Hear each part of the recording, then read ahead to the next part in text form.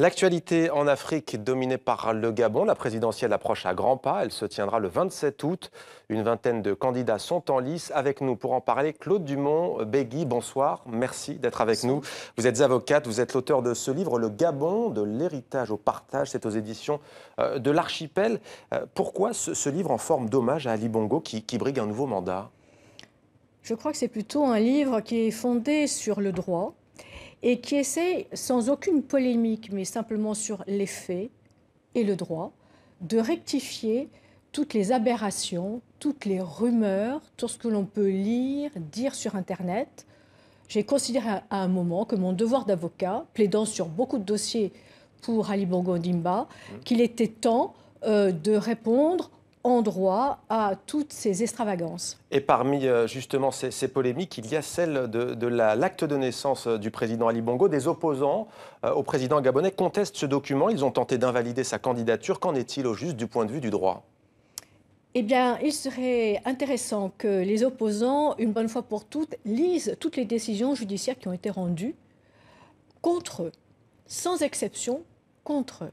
L'acte de naissance du chef de l'État est authentique, valide et entre les mains de l'autorité française, je dis bien de l'autorité française, depuis 1960. Est-ce que vous pouvez imaginer une seconde qu'en 1959, Omar Bongo Ondimba était un simple militaire lorsqu'il a rédigé, décrit cet acte de naissance, dit Ali Bongo est mon fils et la mère est mon épouse. Comment voulez-vous que ce document entre les mains des registres de Brazzaville transmis en 1960 puisse faire l'objet d'une quelconque contestation? Cela en droit absolument impossible. Plusieurs décisions de justice ont été rendues dans ce sens-là. Cet acte est authentique et une chose qui est essentielle, que je redis encore une fois, qui est dans mon livre, c'est que lorsqu'un acte d'état civil est rédigé, à l'époque à Brazzaville, le code civil français et des Outre-mer imposait dans son article 40 qu'il soit rédigé sur un ou plusieurs registres. Alors pour que nos téléspectateurs comprennent bien, il est né à Brazzaville, donc au Congo, Brazzaville, mais il a le droit de se présenter parce qu'il a un des deux parents au moins qui est gabonais. C'est bien cela?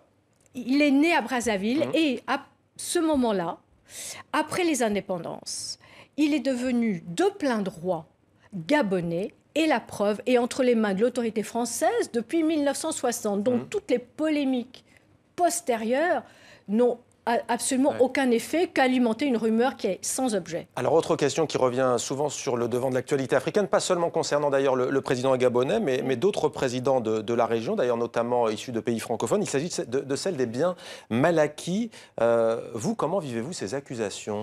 Alors, dites des biens mal acquis, mon client Ali Bongo n'est pas dans cette procédure, d'autres personnes le sont, pas lui, et simplement, sur le plan du droit, la succession que je gère dans l'intérêt du chef de l'État est considérée comme receleur de ses biens. Maintenant, dans mon livre, j'explique que je conteste totalement la méthodologie qui a été utilisée dans cette procédure parce que il doit être respecté les conventions internationales. Et donc, je suis certaine que cette procédure, en tout cas en ce qui concerne le Gabon, va trouver une issue rapide, honorable pour tout le monde. Pour vous, pas de corruption au Gabon aujourd'hui?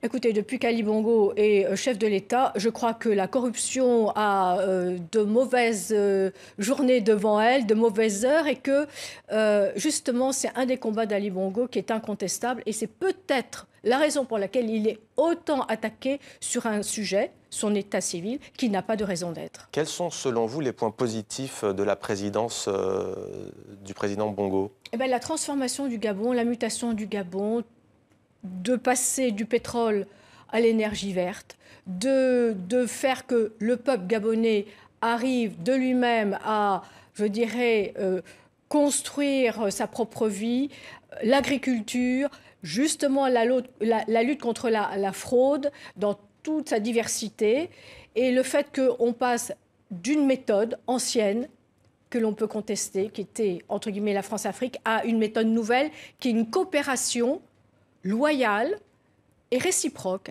avec la France. Comment expliquer, Maître Dumont-Begui, que beaucoup de Gabonais n'aient pas accès à l'eau potable, à l'électricité encore aujourd'hui et qu'ils demandent un logement?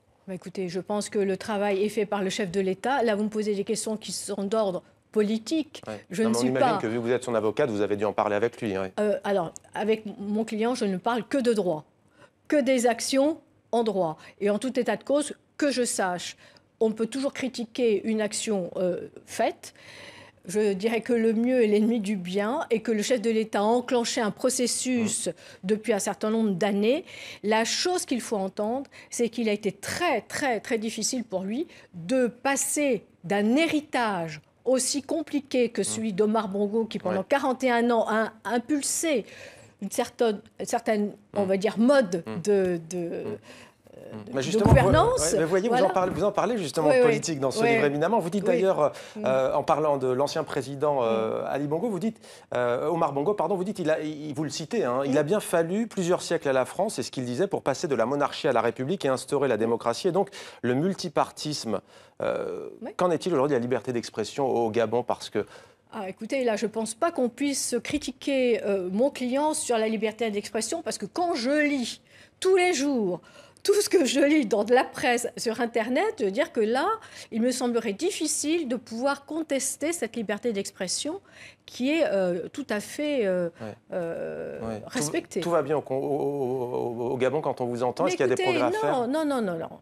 Il ne faut pas dire ça, monsieur. Il faut passer, je dirais, d'un État à un autre, d'une gestion politique à une autre gestion politique qui est moderne, qui est passée d'une certaine organisation à une organisation nouvelle et, je dirais, de porter au Gabon la jeunesse, tout ce qui est lié à l'agriculture, à l'économie verte, à la diversification, ça c'est essentiel. Donc on peut toujours faire beaucoup mieux.